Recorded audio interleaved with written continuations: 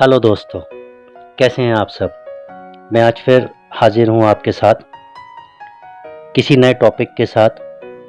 आज हम बात करने जा रहे हैं। हमें पता है, हमने सोचा है, हमने कहा है कि मनुष्य की सफलता के पीछे उसके विश्वास का सबसे बड़ा योगदान होता है। यह सही भी है, क्योंकि हमारे आसपास ही कई ऐसे सफल लोगों के उदाहरण मिल जाएंगे जिन्होंने अपने विश्वास और दृढ़ शक्ति की बदौलत सफलता के कदम चूमे हैं।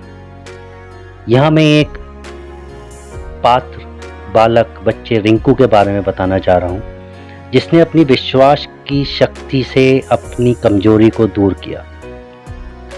और इस कहानी का भी नाम है पावर ऑफ फेथ, अर्थात विश्वास की शक्ति। रिंकू की कहानी कुछ यूं है कि स्कूल की पढ़ाई के दौरान रिंकू अपने परिवार के साथ एक छोटे से शहर में रहता था। पढ़ाई लिखाई में इसका मन नहीं लगता था। अपनी कक्षा में ये हमेशा अपशब्दी रहता था। मुश्किल से किसी तरह पास होकर अगली कक्षा में पहुंचता था। स्कूल के बच्चों से लेकर मोहल्ले तक लोग रिंकू का मजाक उड़ाने में कोई कसर नहीं छोड़ते थे। रिंकू की पढ़ाई में कमजोरी से उसके माता पिता बहुत दुखी रहते थे। पढ़ाई में पिछड़ने का दुख तो रिंकू को भी होता था, परंतु कोशिश करने पर भी पढ़ाई में उसका मन नहीं लगता था। हर तरफ से उपेक्षा और तिरस्कार से दुखी होकर आखिर में रिंकू ने पढ़ाई छोड़ने का मन बना लिया। अभी वह 10वीं कक्षा में था। उसकी पढ़ाई की जो स्थिति थी, उससे बोर्ड की परीक्षा में उसे पास होने की उम्मीद लगभग ना के बराबर थी। अपने जीवन से निराश रिंकू एक दिन जब स्कूल से घर लौट रहा था, तो रास्ते में एक जगह रामायण की कथा हो रही थी। उस समय ओजस्वी स्वर में कथावाचक लंका कांड की व्याख्या कर रहे थे। कथावाचक के ओजस्वी स्वर से बुरे ख्यालों में खोए रिंकू की निंद्रा एकदम भंग हुई और वह सम्मोहित होकर कथा स्थल की ओर चल पड़ा। कथा स्थल पर पहुंचकर वह जगह बनाते हुए आगे की पंक्ति में जा बैठा। रिंकू को देखकर कथावाचक मुस्कुराए और अपनी कथा को जारी रखा। रिंकू बड़ी एकाग्रता से कथा के एक एक शब्द को सुन रहा था। इस समय कथावाचक कह रहे थे, समस्या बड़ी गंभीर थी।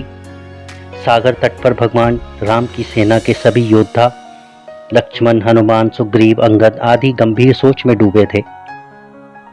जटायु से यह तो पता लग गया था कि रावण सीता को लेकर दक्षिण दिशा में उफनते समुद्र के पार स्थित अपने राज्य में लंका में गया है, परंतु इस विशाल समुद्र को लांघकर लंका जाएगा कौन?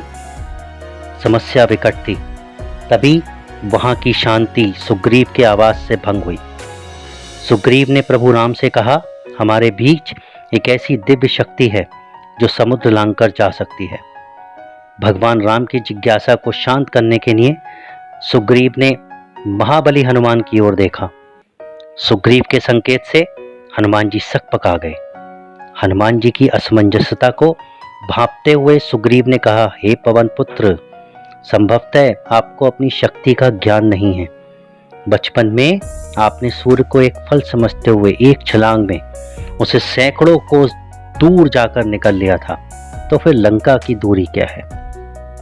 जरूरत है तो सिर्फ आपको अपने विश्वास को जगाने की।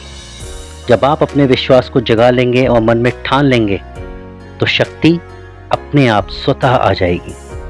सुग्रीव की बात सुनकर जहां एक तरफ हनुमान को आश्चर्य हुआ, वहीं उनका विश्वास भी जगा और उसी विश्वास के साथ समुद्र लांघते हुए लंका की ओर प्रस्थान किया। रास्ते में बहुत मुश्किलें, रुकावटें आईं, फिर भी वे सभी मुश्किलों को परास्त करते हुए लंका में मां सीता को ढूंढने में सफल हुए। वहां कथावाचक के एक एक शब्द को मंत्रमुग्ध होकर सुन रहे रिंकू का नया जन्म हो चुका था। कुछ समय पहले तक जिस रिंकू की आंखों से निराशा के भाव झलक रहे थे, उसकी आंखों में चमक थी। उसके शरीर में उत्साह और स्फूर्ति का संचार होने लगा था। कथा खत्म होने के साथ ही वह तेजी से घर की ओर चल पड़ा। उसे सफलता का मूल मंत्र मिल चुका था। वह मन ही मन यह सोच रहा था, जब हनुमान जी ने अपने विश्वास से शक्ति अर्जित कर समुद्र को लांघ लिया, तो पढ़ाई कौन सी बड़ी चीज है। कौन सी बाधा है। उस दिन से रिंकू ने प्रण कर लिया, वह ध्यान लगाकर खूब पढ़ेगा और सफलता अवश्य प्राप्त करेगा। उसकी मेहनत रंग लाई। अपनी कक्षा में सबसे फिसड्डी रहने वाला 10वीं की बोर्ड परीक्षा में सबसे अव्वल आया। इसके बाद उसने पीछे मुड़कर नहीं देखा और जिंदगी में हमेशा आगे ही बढ़ता रहा। वह लोक सेवा की परीक्षा में भी प्रथम स्थान पर आया और अपने आप पर विश्वास की बदौलत वह सरकारी महकमे में भी पदोन्नति पाते हुए ऊंचे ओहदे तक पहुंचा। तो विश्वास की शक्ति को साबित करने के लिए रिंकू का जीवन तो बस एक उदाहरण है। हर एक सफल व्यक्ति के पीछे उस व्यक्ति का विश्वास और कुछ कर गुजरने के जज्बे का मुख्य योगदान होता है। जब किसी व्यक्ति में विश्वास का संचार होता है तो उसमें शक्ति अपने आप संचारित होने लगती है। यही जीवन में सफलता का मूल मंत्र है। बहुत बहुत धन्यवाद।